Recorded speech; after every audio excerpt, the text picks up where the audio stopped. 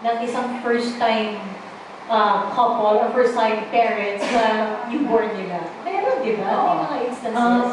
Ang pinaka-importante kasi as a pediatrician, Yes. we were taught to make sure that every child born undergoes certain tests, yung mga ganun. Kasi minsan, kinakalimutan na yun sa pagpapadali eh. So, we ask them to do newborn screening because it's very important. Standard ba ang newborn? Yes, it's already a law. Republic Act na siya. So, kailangan talaga, every child, kailangan, whether sa hospital, sa clinic, they have to be, newborn screening should be done. No? Anyway, it's covered by PhilHealth. Hindi naman siya ganun ka-mahal talaga. Ano yung automatic or kailangan may agree dapat yung magulang? Hindi siya, mandatory. Mandatory. Alright. It's supposed to be mandatory because it's already a law. Law. So, Okay. the other test that we recommend is hearing test. Hearing. Yeah. Kasi of all the senses, it's the ears that are already developed at birth. So, you want to be sure na pag panganak ng bata, talagang nakakarinig yan. Yes. So, we do the test as early as less than a month. When you're born screening, we do that after 24 hours. Okay. And then, the other things that we consider, we have basic tips na on how to care for a baby. Pero siguro it all boils down to you being comfortable eh. Kasi I always believe the mom has parang ano yan eh, inherent capacity to love. Tsaka, kumbaga madali naman sila, kumbaga since 9 months na nagdala yung baby nila. Yes. So nandun na yung nurturance eh. So be very confident. Walang pwede magdikta sa'yo, alin mas maganda sa anak mo. So kasi, I still believe that the best mother for your baby is you.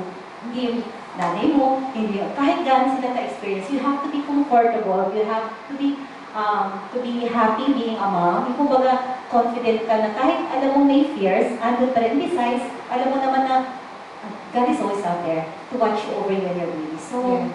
be happy being a mom. Meron akong intriguing question. Have you ever encountered moms who, kahit after nanganak sila, feeling nila they're not meant to be a mom? Actually, meron din. Meron. I mentioned that I'm a pediatrician. Sabi mo, 20 years. 20 years. And unfortunately, some of my patients are already the baby of my patients. So, lola na ako. So, some of them, they bring their babies to me. So, Wow. and I have to be honest that some of them are teenagers. So, Yes. being young, they feel na parang hindi sila capable. No? Alright. And, syempre, I understand, physically, they're not supposed to be pregnant or to become a mom. Psychologically, kung mga maraming trials yan. So, ang importante kasi is, that's the time that the role of the family comes in. And I encourage them. Yes. Hindi pwede kasi sabihin namin pag teenagers, sabihin mo, nagkamali ka, mamiya. You cannot teach them that way. You have to make them believe that, sige, blessing naman din yung anak mo eh. Kasi doon mo makikita yung pinagdaanan ng mama mo na paghihirap. Na hindi naman sinasabi na ikaw maghihirap din. But then, at least you realize na coming to this world, there is a purpose. And your baby being born by you also has a purpose. And it's really up to you to make sure that even if you go through the past errors, is to rise up and make sure that you love the baby as much as your mom and even God the Father loves you. So it's rising up despite the circumstance. Thank you so much, Dr. Joy. Palakpakan po natin si Dr. Joy. Very inspiring. Now I'd like to move on for our brothers, I'm gonna call him brother, for Mr. Arun Gogna. If you notice, in the books here, he actually has 2 titles in front of you, no? One is Today is Your Day, and the other one is Lasting Years. So, Brother Arun, I'm sorry, Arun, in your book, Lasting Years, you talked about the legacy that parents can leave for their children. Can you talk about your own family life, and what's it like about, because you started becoming a parent, what, 9 years ago? Was it 9 years? 7 years ago. Can you share with us what you went through? For 8 years, we never conceived. Kasi dapat dalawa ngayon tatawa. Hindi kami nanganak. 8 years, waiting, serving God, and then this one day the Lord gave us our daughter. Tapos susundan. Naging lalaki. Magkasunod. Yes. So going through that, parang now that you're a parent, what is the legacy that you would like to leave your two children? Legacy. Sa book, kasi the lasting gifts. Yes. These are legacies you can leave to your kids. Ano yan eh, kahit wala ka na, umaandar pa rin siya. Ibig sabihin, it is a gift that they will inherit for a long time. And a lot of lasting gifts we can give. Isa is the confidence we are giving them, believing in them. Very important that we believe in our children so that they can believe in themselves. Wow. If no one will believe in them, if we parents will not believe in them, who will believe in them? Kahit sila, hindi sila maniniwala sa sarili. So, napakahalaga ng belief about yourself kasi it changes the whole life. So, having said that, is it safe to say that a lot of people now are broken because their parents did not believe in them? Malaking bagay yan. Not just broken, but they have not seen their dreams. They have not pursued a bigger dream. Kasi walang naniniwala. So, biro mo, papanganak yung bata. Paglaki, sasabihin ng bata sa tatay, Daddy, gusto ko maging doktor. Sabi ng tatay, Naku, mahirap yan, anak. Mahina utak ng nanay mo. Baka ka sa kanya, yung gano'ng kaga. Kaya, huwag ka na mag-doktor, mahal yan. Yung merong pangarap, ang kumontra, magulang. Sinunod down ka agad. Agad. Tapos walang tiwala sana. Malaking bagay yung legacy to leave it to them that I believe in you. Ako, I believe if our parents told us that they really believe in us, baka hindi lang tayo ganitong ginagawa. Baka tayo mamayari na fully book. Yung gano'n, yung talagang we have pursued bigger, greater dreams. There are some people who are probably more blessed in terms of their parents leaving them a legacy. How about, is it okay if I ask you, how about your parents' legacy? Ano yung iniwan nila sa'yo kaya naging successful ka naman? Ang hindi ko makalimutan sa parents ko yung kasi when I was in high school, I was just an average student. Pag average, ang target grade ko 82. Ibig sabihin, lahat ng gagawin ko pang 82. Ayoko makakuha ng 84, nilalagnat ako dyan. So pag may project ako, pag mukhang 82 na, sinasabit ko na yan. So nakukuha ko 82 every quarter. Tapos every time, yung parents ko, consistent. Every quarter, pupunta yung parents ko, kukunin yung cards. Tapos titingnan nila, tapos sasabihin ako, Anak! Ganon. 82 na naman. Last quarter, 82. Ngayon, 82 pa rin. Tapos sasabihin ako, tama na yan pag-basketball. Tama na yan pag-artista. Ganda ko lang yan. Taga-dance mo siya dati, Monday. Those ako. Those amazing animals. So yun, sasabihin ako, pero at the end of telling me everything, mag-aral ka, tatawagin ako ng dati ko, come closer, pag-lapit ko, babalik ka rin yung card. Tapos sasabihin sa akin, Anak, anong pangalan mo sa card? Ako naman, titignan ko pa, Arun, Gogna.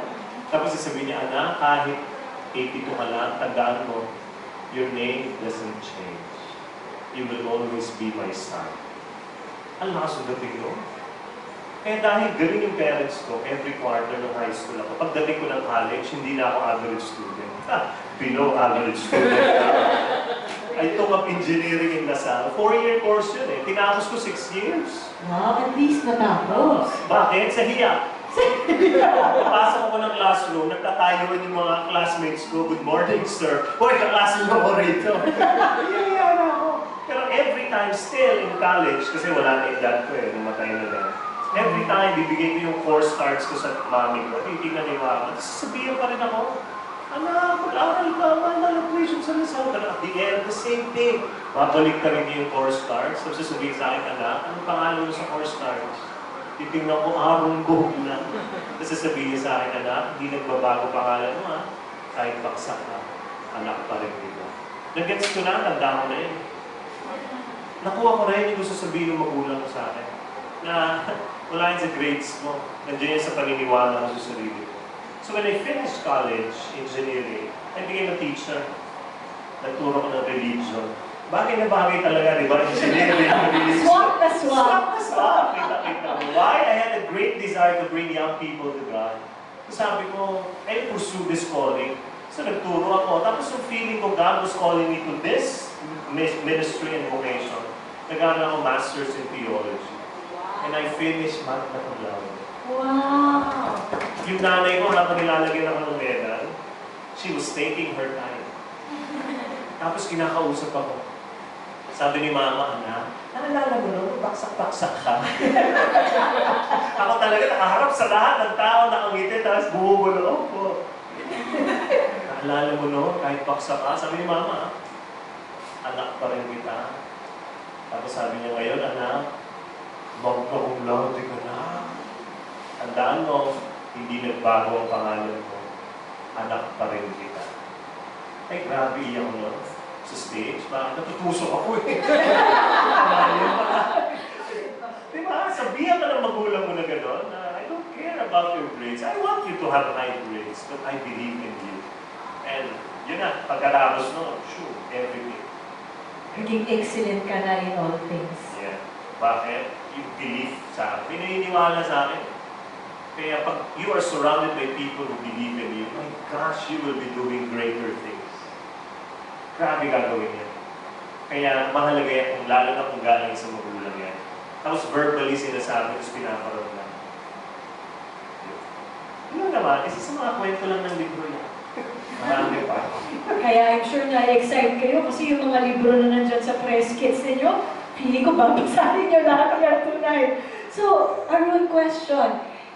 From the belief that you had from your parents, how do you love you as a father? How do you in turn naman show how much you love your own children? Yeah, it's the same thing. You support, I support their dreams. Wow. My son, I asked him, I have a 6-year-old son. Sabi ko sa kanya, anak, what do you want to become when you grow up?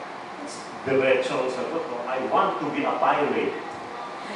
Pirate? Pirate. Sabi ko, Of the Caribbean. Sinusundan ko si daddy. Kasi half Indian ako, Bombay. So nagpapirate ako ng DVD. Hindi, biro lang. Gusto niya pirate kasi he's watching pirate shows. So, you want to become a pirate? Sure. Ganyan. Tapos pagka may toys na gusto niyong bilhin, we will buy pirate toys, we will create pirate toys, ganyan. Support the dream. Pero alam mo, magbabago naman yun eh. Yes. Sana? Mahirap naman ang anak mo. Anong trabaho anak mo? Pirate. Ganon. Support lang. Like now, my daughter wants to play guitar. So nagganap ako ng pinakamurang pink guitar. Nahanap ako. That's where you're having lessons every day. Yung ganyan, tuturuan mo siya. Na-inspire siya sa'yo eh, no? Hindi ko alam eh. 7-year-old. So, yung ganon, yung just support your dreams as young as they are. That's believing in them. That's believing. Kung sana lang narinig natin yung payo ni Arun nung bata pa tayo eh, no? Pero anyway, learnings are always perfect timing. So, question. What are the most important lessons that you would like your children to learn? 7 years old and how old is 6 years old? 7 and 6? Yes. What would be the most important lessons that you want them to imbibe? It's all about love. It is Yeah. love. It is not about you. They have to get that. Kasi ako nasa lista ako. Ibig sabihin ng dugo ko dumadaloy talagang green. Hindi yan red. Green yan. Eh, hindi din asul. Hindi yan. Di ba? Hindi talaga. Nakasal ko palaging mga aktivista. Kaya lang, I believe so much in what they say. Yung statement yun na man for others. Dapat ganun ka. So, yun ang dapat itulong sa mga anak at gusto kong gets ng anak ko na it's not about me. Kasi if it is all about them, they will just get and get. But life is not about getting. Life is all about giving. That if you have given your life to something greater than your life, you're the happiest person in this world. So dapat hindi para ako. Hindi siya ang center of the universe. Minamahal mo siya, pero you mold them para malaman nila na, oh yes, it's not about me. Pero young kids, it's all about them. It's really all about them. Ganun talaga eh, di ba? Yeah, that's how it starts. Alam ni Doc yan eh, na yung mga maliliit na bata, kahit walang pakundangan yan, kung gusto dumede, i-announce talaga. Dede! And breastfed. Nasa LRT kayo, paano yan? Ala, wag dito. Walang pakialam. Tulog ka, walang pakialam. It's all about them. Kaya as they grow, they have to realize it's not all about me. It's not about. It's about loving others. That's a very interesting thought because nga, at their age, di ba, they're so impressionable, they can be very demanding. So, I'd like to ask the two of you, what is the most challenging part of raising up kids, especially pag ganyan, impressionable age between the ages of 4 to 9 years old? How are you still able to mold them para tama ang pag-iisip I nila? still believe that what they see is what they will follow. Kasi it's not what you say, it's what you show them. Kung sasabihin mo, bawal kang kumain ng chichirya, bawal kang uminom ng soft drinks, tapos makikita ka, ang bawal mo Coke. No, diba? So, how can you convince your kids to eat healthy when you yourself do not? So, importante yun, you set them good examples. Kasi, ang kids talagang, sa totoo lang, kahit tutalian, hindi talaga pwede kung ano gusto nila gagawin nila. And very critical talaga yung molding years nila, especially in first 2 years. And what they demand, and it's their right. So, huwag ka magagalit sa anak mo, iyak na iyak, gutom hindi mo papakainin. So, it's part of growing up. When they grow older, and the time for you to really decide is to make sure that what they see is what you want them to do. So, kung makikita nila, honest ka, yung mga tipong, kahit yung mga simpleng, yung mga stoplight lang na, di ba? Running red. Take it for granted, Lord. So, yung parang, alam niya, red na pero go ka pa rin. So, may confusion yan. So, it all boils down to setting good examples to your kids. I heard a line about that, children see, children do. Thank you so much, Doktora and Arun. Yes? Sa akin, stories are very powerful. Stories. Kwento. Magkwento mo kayo, invento ka ng kwento, just to teach a lesson. Yes. What you watch, may napanood kayo, talk about it, get the lesson, tanong mo sa kanya, what did you learn? Ganyan. Kasi ang kwento, lalo na kaya walang napapanood, kinikwento ko lang, ini-imagine nila yan. Yeah. Grabe imagination ng bata. Kaya ako palaging kwento. Tapos yung anak ko, tanong ng tanong, Daddy, can you tell me a story? Yeah. Ang maganda yung lolo niya, yung father-in-law ko. Ano yun since pinanganak yung asawa ko, mga kapatid niya, ano na yung umiimbento ng alamat. Grabe talaga, invento ng alamat. Daddy, Lolo, can you tell us the story of the rain? I'll tell you the alamat ng ulan. On the spot? On the spot. Invento yun. Minsan yung pangalan pa nakakatawa, pinagdidikit niya. Kanyari, Pakwan. One time, merong babae, ang pangalan si Pak. Ang lalaki si Juan, nagkaibigan. Yung mga gano'n. Tapos yung mga bata, talagang gusto nila, nila-imagine nila. Tapos kami, tawan-tawa kasi alam mo, dito ko. Yes. But you will get lessons from stories. And stories are very, very powerful. And they are attention grabber.